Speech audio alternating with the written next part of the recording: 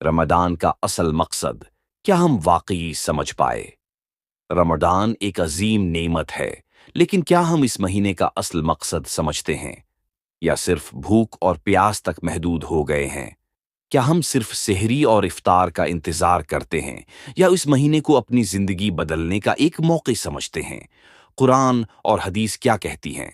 अल्लाह ने रमजान को तकवी और रूहानी सफाई बोन का महीना बनाया है। रोजा सिर्फ पेट का नहीं, बल्कि वो आंखों, जबान और दिल का भी होता है। क्या हम इबादत का हक अदा कर रहे हैं, या सिर्फ शॉपिंग, सोशल मीडिया और तफरीह में मसरूफ हैं? और क्या रमजान सिर्फ एक रवायत बन गया है? अक्सर लोग अपने सजदों को भर देते हैं, मगर ईद के बाद वही जज्बा क्यों नहीं रहता? क्या हम इस महीने को सिर्फ एक ड्यूटियर समझकर गुजार रहे हैं, या वाकई अब अल्लाह की कर्ब थवाल हासिल कर रहे हैं? यह वीडियो आपकी सोच बदल देगी। है एक पैगाम जो दिल को छू लेगा। हाँ, एक कहानी जो आपको बेहतर इंसान बनने का मौका देगी। हाँ, एक मिसाल जो आपको सोचने पर मजबूर कर देगी।